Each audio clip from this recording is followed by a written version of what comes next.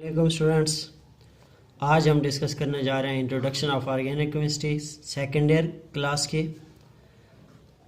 Organic chemistry आप 10th class में भी उसका इंट्रोडक्शन वगैरह और थोड़ा बहुत टच कर चुके हैं ऑर्गेनिक केमिस्ट्री को।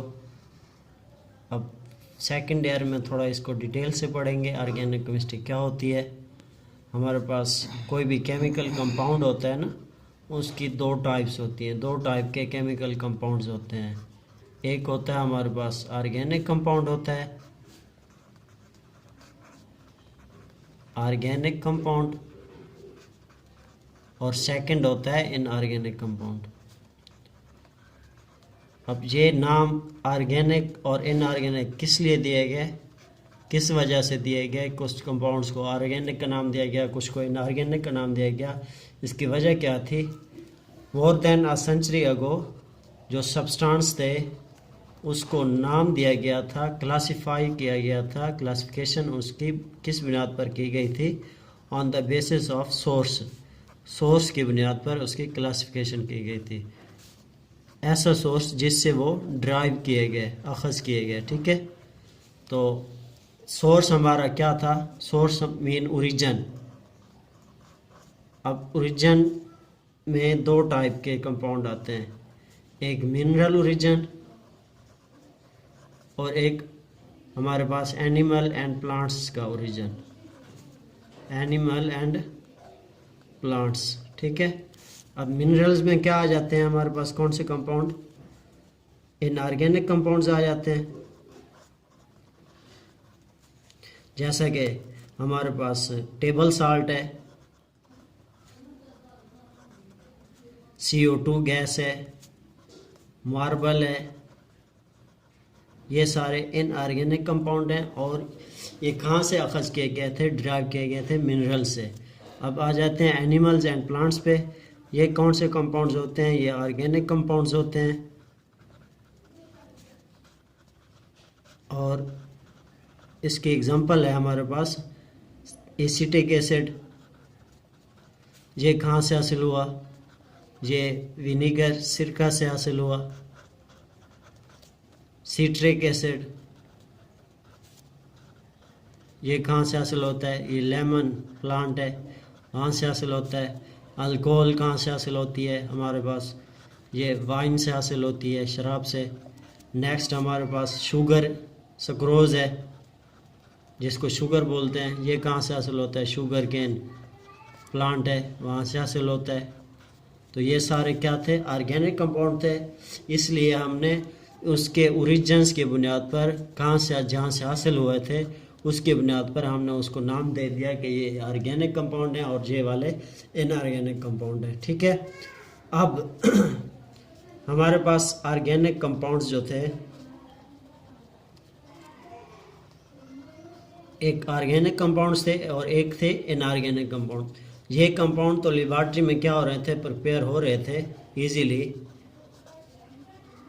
और ऑर्गेनिक कंपाउंड्स जो थे वो लेबॉर्ट्री में कैन नॉट प्रिपेयर्ड, नहीं हो रहे थे। इसकी वजह क्या थी? इसकी वजह ये थी कि साइंटिस्ट के माइंड में एक कंसेप्ट बैठ गया था कि ऑर्गेनिक कंपाउंड्स जो होते हैं वो कहाँ से हासिल होते हैं? वो हासिल होते हैं हमारे पास लिविंग मैटर से। ठीक है, लिविंग मैटर से हासिल होते हैं। और लिविंग मैटर्स में क्या चीज़ पाई जाती है? एक वाइटल फोर्स पाई जाती है जो किसी भी दूसरी लेबॉर्ट्री में हम इसको हासिल नहीं कर सकते। वाइटल फोर्स को, ऐसी फोर्स प्रिपेयर नहीं कर सकते। ठीक है, तो इसलिए हमारे पास एक कंसेप्ट बन गया वाइटल फोर्स थ्योरी का, कि ऐसे ऑर्गेनिक कंपाउंड्स जो हैं वो जस्ट तैयार हो सकते हैं, प्रिपेयर हो सकते हैं फ्रॉम लिविंग थिंग से, और उनको हम इनऑर्गेनिक कंपाउंड से हासिल नहीं कर सकते।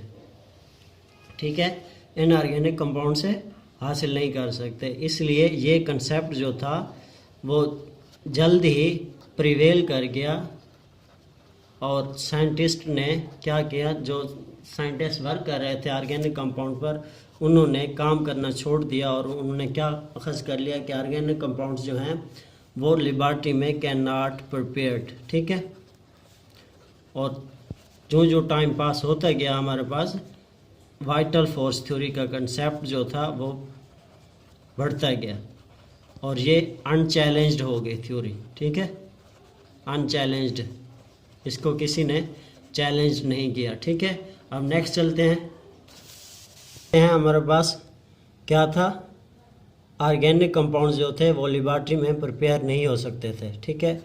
अब 1828 में एक साइंटिस्ट आया, क्या नाम था उसका, फ्रेडरिक वोलर। एक साइंटिस्ट ने क्या किया, ऑर्गेनिक कंपाउंड्स यूरिया जो था वो तैयार कर लिया लेबॉरेटरी में, यूरिया तैयार किया किस में, लेबॉरेटरी में इसको तैयार किया। कैसे तैयार किया वो देखते हैं हमारे पास।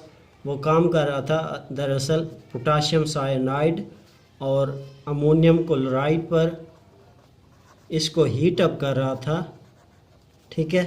तो यहाँ से हासिल हुआ हमारे पास एक compound ammonium cyanide NH4OCN plus KCl potassium chloride.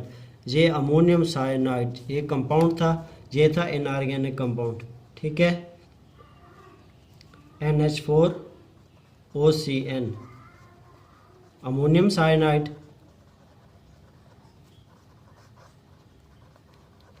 अब इसको जब इसने फर्दर हीट किया, हीट करके रीअरेंज किया, तो हमारे पास क्या हासिल हुआ, यूरिया NH2C+O NH2 ये कंपाउंड हासिल हुआ। और ये कंपाउंड कहाँ पाया जाता है, यूराइन्स ऑफ मैमल्स में।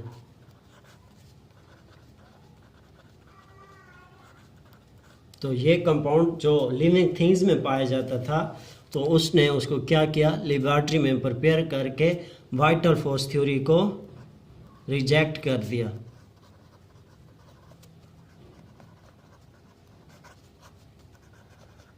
नेक्स्ट जो कंपाउंड, सेकंड कंपाउंड डिस्कवर हुआ, प्रिपेयर हुआ लेबॉरेटरी में, वो था acetic acid.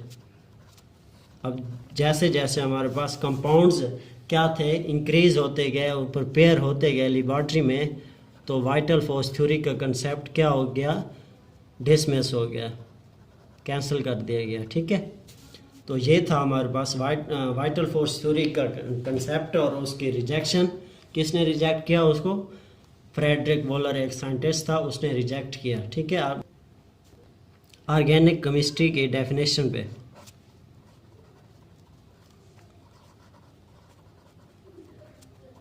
Organic chemistry early stage में मोर देन अ सेंचुरी अगो इसकी डेफिनेशन थी कि स्टडी ऑफ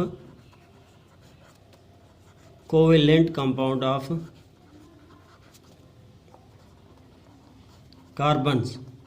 कार्बन के कोवेलेंट कंपाउंड्स का मुतालिया क्या कहलाता है, ऑर्गेनिक केमिस्ट्री कहलाता है, ठीक है। जब ऑर्गेनिक कंपाउंड वो लेबॉरेटरी में प्रिपेयर होना शुरू हो गए, तो उसमें क्या था, कार्बन के अलावा दूसरे element hydrogen, nitrogen, oxygen, sulphur ये भी प्रेजेंट थे। किसमें, जब लेबॉरेटरी में कंपाउंड बनना शुरू हो गए, तो कार्बन तो इसेंशियल था ना, उसमें उसके अलावा हाइड्रोजन भी कंपाउंड मौजूद था, एलिमेंट नाइट्रोजन भी था, ऑक्सीजन भी था और सल्फर भी प्रेजेंट था। तो इस वजह से अब नेक्स्ट जो कंपाउंड थे CO2CO कार्बोनेट, बाइकार्बोनेट, ये कुछ कंपाउंड थे जो जिसमें कार्बन तो एसेंशियल था मगर हाइड्रोजन और दूसरे कंपाउंड नहीं थे, और इसकी प्रॉपर्टीज़ जो थी वो इनऑर्गेनिक से मैच करती थी, इसलिए इनको हमने क्या किया, इनऑर्गेनिक कंपाउंड्स में रख दिया, इनऑर्गेनिक केमिस्ट्री में डिस्कस किया। जब ये कंपाउंड हमारे पास ऑर्गेनिक केमिस्ट्री में आ गए, तो हमने क्या किया, महसूस किया कि ऑर्गेनिक केमिस्ट्री की डेफिनेशन जो होनी चाहिए वो मॉडर्न होनी चाहिए, ठीक है, मॉडर्न डेफिनेशन। तो ऑर्गेनिक केमिस्ट्री की डेफिनेशन को क्या किया गया, चेंज किया गया, study of covalent compound of covalent compounds of carbon and hydrogens and their derivatives. Carbon, hydrogen और उसके डेरिवेटिव्स का मुतालिया क्या कहलाया? कोवेलेंट ऑर्गेनिक केमिस्ट्री कहलाया।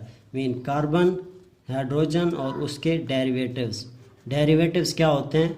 जो कार्बन और हाइड्रोजन से मिलने वाला कंपाउंड जो है, जैसे कि हमारे पास CH4 है, ये कंपाउंड, इससे जो नया कंपाउंड ड्राइव होगा वो इसका डेरिवेटिव होगा। ठीक है, जैसे कि यहाँ से निकलता है इसके CH4 से एक और कंपाउंड रिएक्शन से, Cl2 के मौजूदगी में रिएक्शन से क्या बनता है? CCl4, carbon tetrachloride. तो इसमें कार्बन तो एसेंशियल है लेकिन हाइड्रोजन नहीं है, तो ये ऑर्गेनिक कंपाउंड है। किसका? Organic derivative. ये हमारा कंसेप्ट था ऑर्गेनिक केमिस्ट्री की डेफिनेशन, उस वाइटल फोर्स थ्योरी, उसकी रिजेक्शन, ऑर्गेनिक केमिस्ट्री की डेफिनेशन ओल्ड भी और न्यू भी। तो नेक्स्ट लेक्चर में इंशाल्लाह हम डिस्कस करेंगे सोर्सेज ऑफ ऑर्गेनिक कंपाउंड्स को और उसकी प्रॉपर्टीज़ को, ऑर्गेनिक कंपाउंड्स की प्रॉपर्टीज़ डिस्कस करेंगे। मज़ीद वीडियो अगर आपने हासिल करनी है तो मेरे इस चैनल को सब्सक्राइब करना है और बेल आइकन भी प्रेस कर देना है। अल्लाह हाफिज़।